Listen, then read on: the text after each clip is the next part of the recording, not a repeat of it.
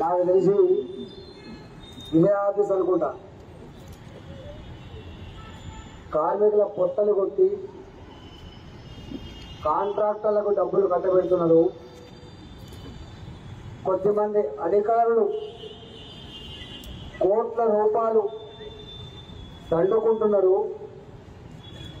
ఏమి న్యాయమని చెప్పి మీరు అడిగిన నాడు మీరు తోడుగా వచ్చినటువంటి ఇదే ఆఫీసులో కొట్టలు పెట్టాలి. గట్ల పుట్టిన సంఘం ఇవాళ కార్మికుల పక్షాన నిలబడి కలబడుతున్నందుకు మీకు అందరూ కూడా అభినందన తెలియజేస్తా ఉన్నాను.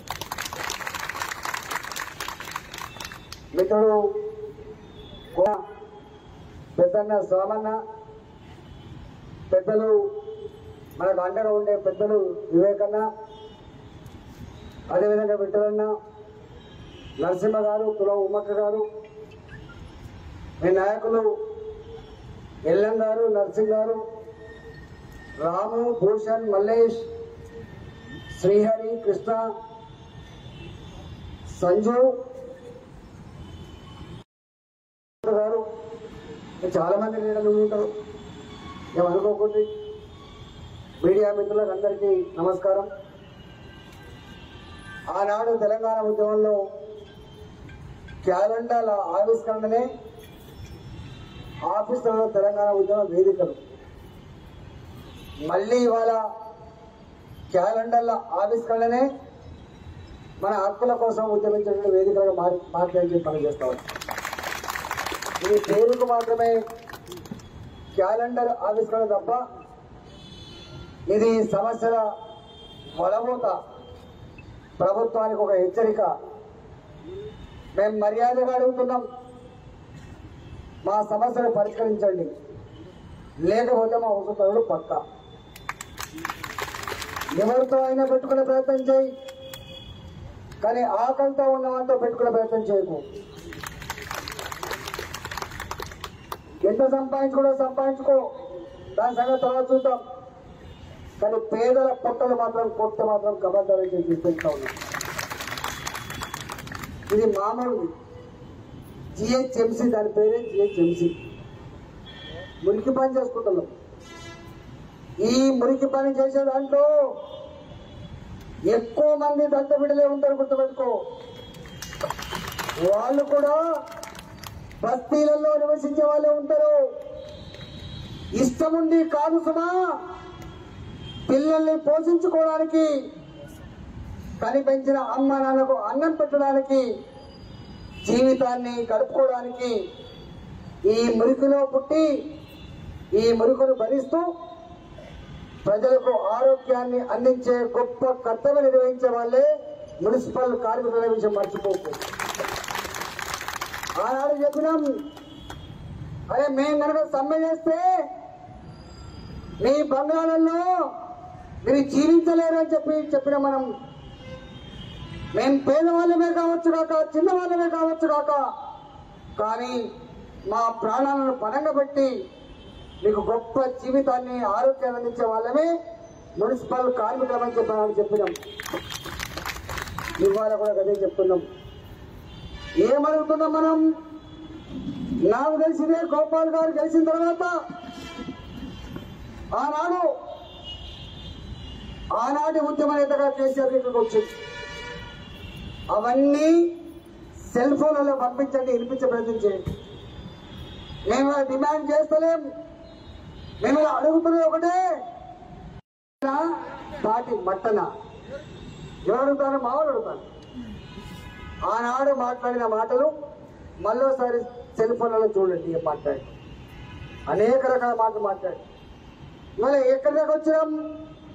ముఖ్యమంత్రి గారు ఒట్టెక్కదాకా ఓడమల్లప్ప, ఒట్టెక్కినాక పోవడమల్లప్ప. ఆనాడు మనం గుర్తొచ్చినాం. ఆనాడు సంఘాలు రావాలి, ఆనాడు చైతన్యం కావాలి, ఆనాడు కార్మికులు కావాలి, ఆనాడు గోపాలు కావాలి, ఆనాడు మోహన్ రెడ్డి గారికి కావాలి. కానీ ఇవాళ ఎవరు కావాలి? మనం కాదు. వేషమున్నోడు అక్కర్లేదు ఇవాళ, ఉద్యమించేటోడు అక్కర్లేదు ఇవాళ, పేదవాళ్ళు అడిగేటోడు అక్కర్లేదు కదా, మస్క కొట్టేటోడు కావాలి, మత్పరిచోడు కావాలి, అడుగులకు మడుగులు ఎత్తేటోడు కావాలి, వాళ్ళే కావాలి. అందుకని మళ్ళా ఏ కూటి పక్షులు ఆ కూటికే చేరినట్టుగా పేదల కోసం కొట్టే పక్షులని మళ్ళీ ఇక్కడికి వెళ్ళి మళ్ళీ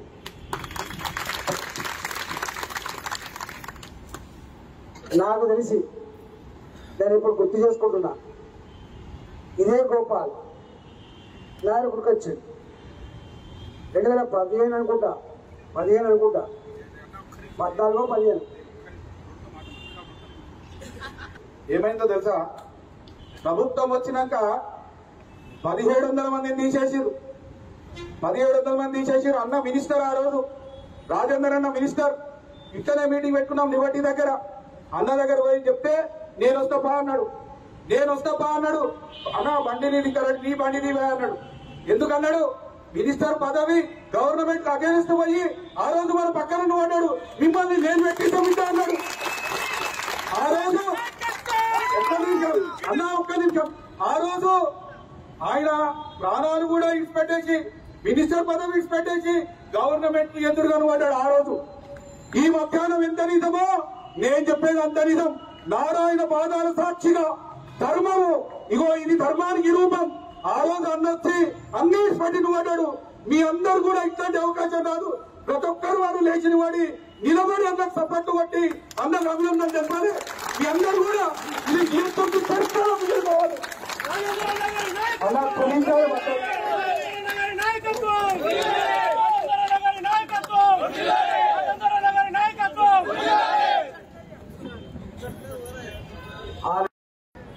రెండు మాటలు గుర్తు చేస్తా. 2008 అనుకుంటా, 2008 మేము రాజీనామా చేయాలి తెలంగాణ కోసం. ఆనాడు ముఖ్యమంత్రిగా రాజశేఖర్ గారు ఉన్నారు.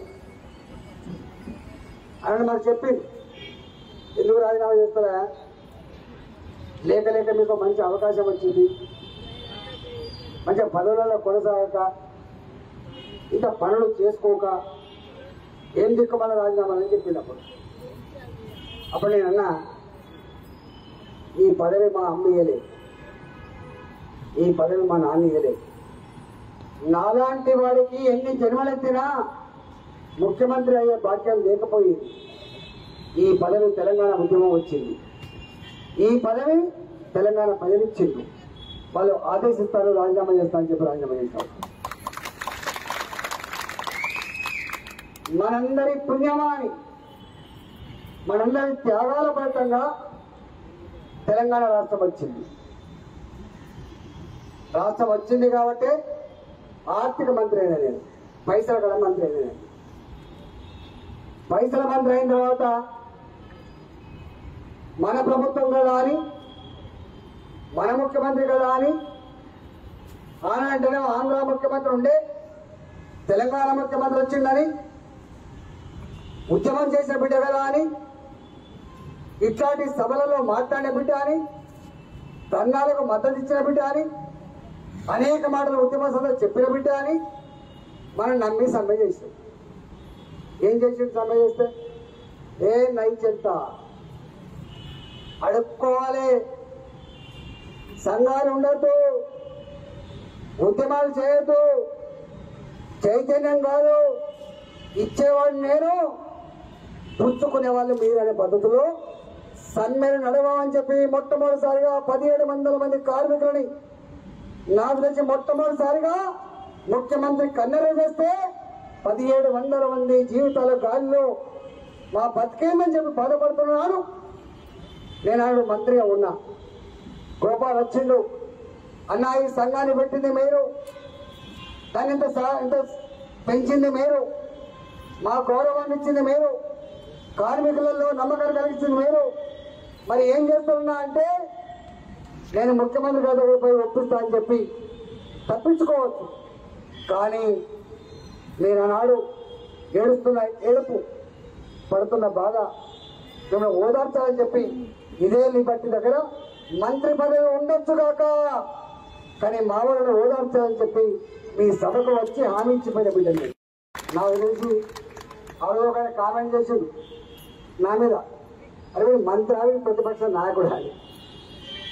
మంత్రినే కావచ్చు కాక, కానీ ఈ సమస్య మన ఆశీర్వదించిన మున్సిపల్ కార్మికులని చెప్పి భావించిన ఈ సమస్య ఆకలితో బాధపడేటువంటి సామాన్య సమస్య చెప్పి భావించిన నా పదవి గొప్పనే కావచ్చు కాక, కానీ నా పదవి వాళ్లకు అండగా ఉందని చెప్పి భావించిన ఇది ఉంటుందా పోతుందా కానీ భావించి వచ్చిన నన్ను కామెంట్ చేసి అట్లా ఒకటే కాదు, ఆర్టీసీలో కూడా సంఘం పెట్టించినాం. ఎప్పటి వరకైతే బస్సు పై ఆగుతారో అది నడవాలంటే తెలంగాణ రావాల్సిందే అన్నట్టు వాళ్ళు. తెలంగాణ వచ్చేదాకా బస్సు పై నడవని చెప్పినటువంటి సంఘం ఆనాడు మా అశ్వత్థామ నాయకత్వంలో ఆర్టీసీ సంఘం. ఆ రోజు కూడా ఎన్ని ఇబ్బంది పడ మీరు చూసి, నరకం అంటే ఏందో భూలోకలు అనుభవించిన ఆర్టీసీలు మోకాళ్ళ మీద కూర్చొని చేతుల మీద కూర్చొని భిక్ష పెట్టవయ్యా మా కుటుంబాలకని చెప్పి కన్నీళ్లు పెట్టిన చిత్రం మనం ఇంకా మర్చిపోలే. మనం అప్పుడు కూడా మాట్లాడాను, అరే సంఘాలు ఇవాళ పుట్టలే, కార్మికుల సంఘాలు ఇక్కడ పుట్టలే. కార్మికుల సంఘాలు ఆనాడు 16 గంటలు 14 గంటలు చీకటి కోణంలో పనిచేసే నీచమైన రోజులలో పుట్టిన బిడ్డను కూడా చూసుకునే కార్మిక వర్గానికి 10 గంటలు తగ్గించాలని చెప్పి ఉద్యమం చేస్తే తూటాలు పెడితే ఆ రక్తంతో ఎగిరిన జెండా ఆనాటి కార్మిక జెండా అని చెప్పినాం. నువ్వు పుట్టినప్పుడు సంఘం పుట్టింది, నువ్వు ఇవాళ ఉన్నవ సంఘం ఉంది, రేపు కూడా సంఘం ఉంటుంది. ఎవరికి కావాలి ఈ సంఘం? ఈ సంఘం ఆకలి ఉన్నవాడికి కావాలి, సంఘం దుఃఖం ఉన్నవాడికి కావాలి, ఈ సంఘం అణిచివేత గురయ్యేటోడికి కావాలి. ఈ సంఘం వాళ్ళ బతుకుల్ని చిత్రం చేసి వాళ్ళు అదగొట్టే బెదరగొట్టే సందర్భంలో ప్రజలకు అండగా ఉండే సంఘం కావాలి. గదే కార్మిక సంఘం అనే విషయం మర్చిపోయి ఇవాళ ముఖ్యమంత్రి ఉంటారు పోతారు, పార్టీలు ఉంటాయి పోతాయి, కానీ శాశ్వతంగా ఉండేది మాత్రం కార్మిక సంఘాలు మాత్రమే. పోరాడితే పోయేదేమీ లేదు, బానిస సంఖ్యలు తప్ప. కార్మిక వర్గం పోరాడితే ఏం పోతుంది? దుఃఖం పోతుంది, అణిచివేత పోతుంది, దోపిడి పోతుంది తప్ప ఏం పోతుంది? మనకు పెడతావా కేసులు మామూలుగా పెడతావా? తీసుకుపోయి చేయాలా?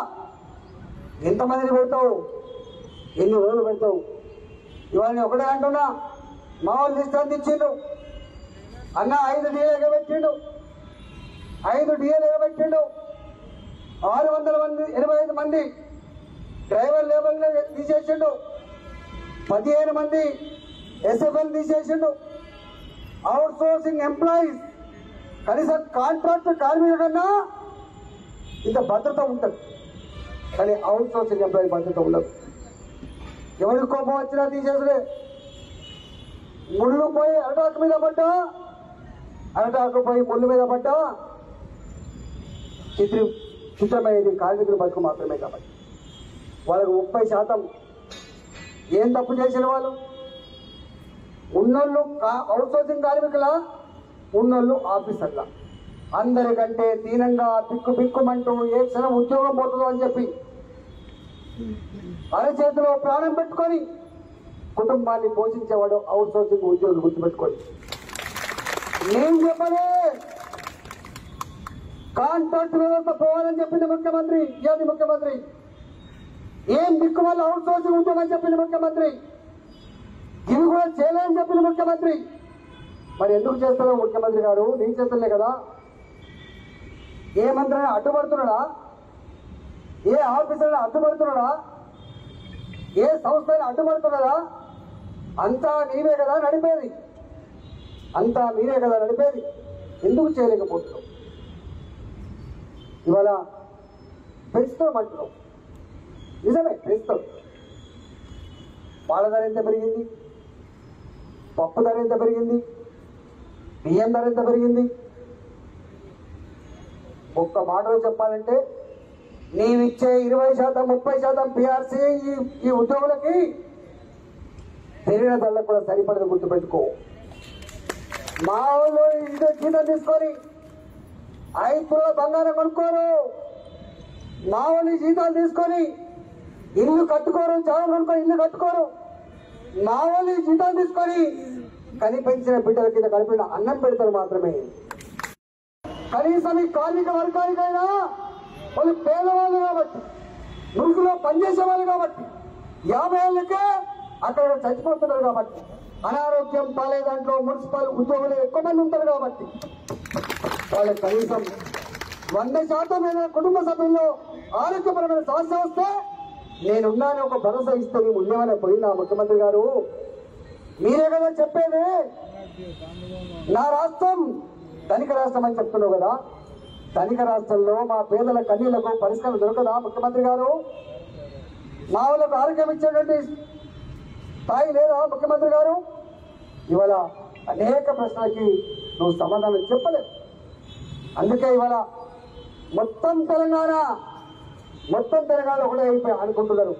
వాళ్ళ రైతులు కావచ్చు, నిరుద్యోగ బిడ్డలు కావచ్చు, అవుట్ సోర్సింగ్ ఎంప్లాయీస్ కావచ్చు, కాంట్రాక్ట్ కార్మికులు కావచ్చు. ఈయన పరిపాలనలో మాకు లాభం న్యాయం జరుగుతున్న విశ్వాసం కోల్పోయింది కాబట్టి ఇవాళ ఇట్లాంటి ఉద్యమాలకు మళ్ళా పునాది వేస్తాం. బాగా గుర్తుపెట్టుకోండి. నారాయణతోడు నేను 6 సార్లు ఎమ్మెల్యే అయ్యి మనం మళ్ళీ గెలిచి వచ్చిన. నాకు ఈ అధికారం వచ్చింది నా కోసం కాదు, నాకు అధికారం వచ్చింది మా వాళ్లకు అండగా ఉండడానికి.